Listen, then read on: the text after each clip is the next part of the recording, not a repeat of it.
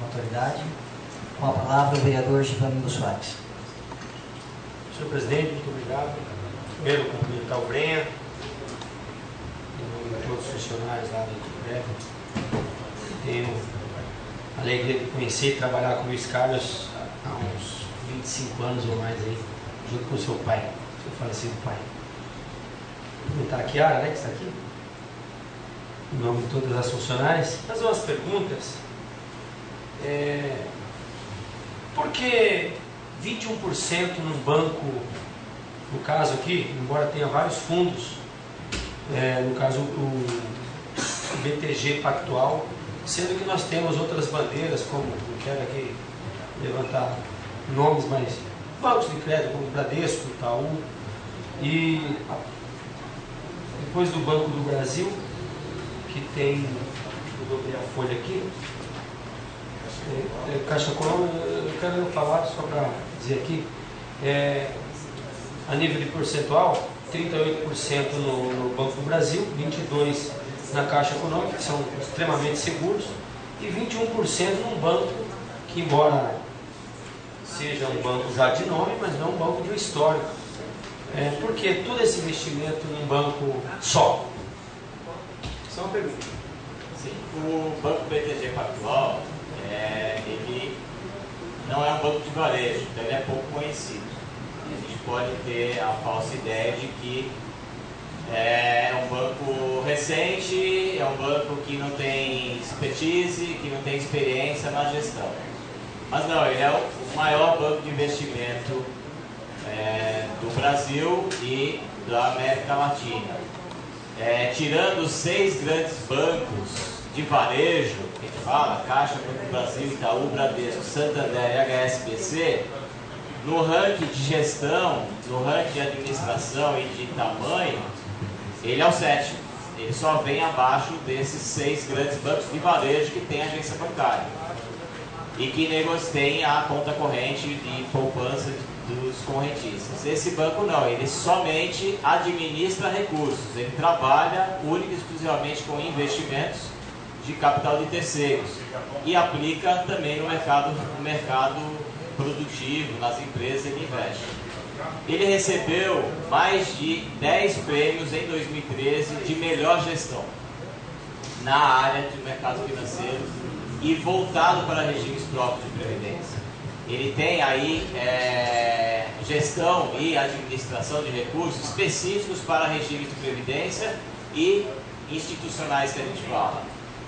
Com boa recomendação, não só das consultorias, que todas avaliaram ele como gestão, dos órgãos reguladores e do próprio Ministério da Previdência. A gente considera ele um excelente gestor e administrador de recursos. Ele tem produtos específicos para nós, regimes de previdência. E a carteira mais rentável do regime de previdência é a do Banco BTG Pactual. Tá, uma outra pergunta. Vossa Senhoria disse que a carteira foi negativa, é a carteira 2,62? 2,62. Então nós tivemos um prejuízo, estou calculando aqui, de quase 2 milhões, é isso? Dos 70 milhões, vezes 2,62. Nós tivemos uma provisão de 1.740.000. Sim, quase 1,8 milhão. Isso. Provisão, não é prejuízo aquilo que eu expliquei agora há pouco, professor Feital, né? A carteira, se nós tivéssemos realizados os resgates e as transferências de recursos, ela poderia ter tido esse prejuízo, ela não teve. Nós temos lá contabilmente uma provisão de variação patrimonial de 1.740.000 aproximadamente, que não realiza esse prejuízo, não tem essa realização de prejuízo porque a gente não realizou o saque, o resgate. Fica contabilizado eventualmente para fins de no futuro, quando você concretizar o resgate, ou você leva o título até o vencimento, eles se compensam essa provisão matemática. Sim. É meramente contábil. Se nós precisássemos de dinheiro para pagar todo o funcionário público agora, nós teríamos um prejuízo de 1.800, quase. Se sacasse? Sim, então nós temos um prejuízo, é fato. O que, se tratando de dinheiro público, de dinheiro do funcionário, é inadmissível, né? Perdermos dinheiro, porque se fosse o nosso dinheiro nós iríamos tratar de outra forma. Essa é a minha visão, respeitando a sua, mas com todo o respeito que eu tenho pela sua competência, pelo seu histórico, mas é uma perda que o funcionário público hoje, vereador Rubinho, está perdendo 1.800.000. Se Então, me permite, vereador. claro, por favor, quero esclarecer as dúvidas minhas, que eu sou leigo, né? Não é perda. Não é perda. Nós não temos esse prejuízo, como está sendo citado. Nós temos aí, inclusive, receitas patrimoniais de 4.800.000. Não tivemos prejuízo nesses investimentos. Nós temos aí a composição da carteira, da rentabilidade, ela não rendeu positivamente, ela rendeu negativa 2,62. Só que não foi realizado prejuízo e não tem perda. O que nós temos é meramente uma contabilização desse recurso para uma provisão. Pode ser realizado prejuízo, sim, mas, no entanto, nós temos um superávit financeiro que nos garante, inclusive, de exercícios anteriores. Nós tivemos, o ano passado, 7 milhões de rendimentos que superaram em mais de 4 milhões a nossa receita orçamentária para o ano 2012. Isso foi compensado, como eu falei, em parte com a carteira desse ano que não atingiu a meta. A superávit de 9% do ano passado, nós tivemos aí, em tese, a carteira também rendendo menos 2%. Então, não tivemos perda. Se a gente olhar o histórico, desde o início e futuro de longo prazo, é nesse momento que eu falo que não existe perda. Tá ok, mas momentaneamente, neste ano, estamos perdendo, né? Nesse 2013, momento, o 2013. mercado foi... Me permita chamar de você, Brenha. Pois não. Você disse que você disse aqui que não pode aplicar em CDI, é isso? Você não poderia fazer, é proibido por lei? CDB atrelado ao CDI. Tá, atrelado ao CDI, você não pode aplicar. Então, não seria melhor fazer uma aplicação dessa na poupança? Esses 70 milhões? Garantidíssimo e com juros que viria sem dedução. E, inclusive, esse resultado que você me deu aqui é descontado da inflação? Qual resultado? De 6% aqui? Sim.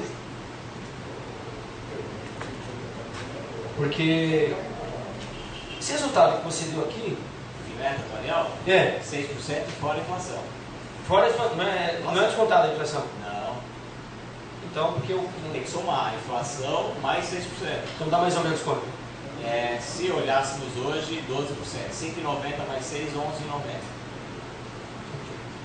Então, Por quê? Eu vou explicar a questão da poupança. Aqui é a política que nós temos que seguir, homologada pelo Ministério, que tem que cumprir aquela legislação. A própria legislação diz que eu só posso aplicar 10% do nosso patrimônio em poupança. Eu não posso aplicar 100%. E não tem nada aplicado aqui, pelo jeito. Não tem nada aplicado. Porque a poupança, ela somente remunera, no máximo, 6% ao ano. Ok, mas se Não tratando cobre de... nem a inflação. Tudo bem, mas se tratar de um dinheiro, de uma garantia até do servidor, teríamos que ter um pouco investido num lugar que, embora não rendesse, para compensar com o investimento, uma coisa segura para o funcionário. Porque, do jeito que você está falando aqui, eu sou leigo, Sim. mas me preocupa quando você diz que não pagou quase nada de benefício. Quando começar a vir em efeito cascata esses benefícios, como que fará com dando prejuízo a esses investimentos? Primeiro que nós temos aí um escalonamento de pagamento de benefícios ao longo dos próximos anos. O nosso superávit financeiro, pelo cálculo atuarial, está estimado até 2025, onde a gente vai acumular reservas de 450 milhões de reais. Então esse ponto, essa preocupação imediata não existe. E a gente tem esse prazo para compensar eventualmente esse rendimento negativo. A questão da poupança, não aprovamos isso em política, não é recomendado pelos consultores e analistas, porque ele não paga nem a inflação no período.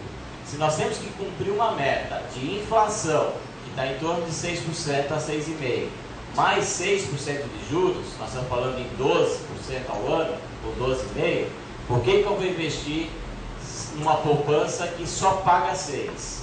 pela segurança, ok. Parte eu posso colocar aí, somente pela segurança, mas com a certeza de não cumprir meta atuarial.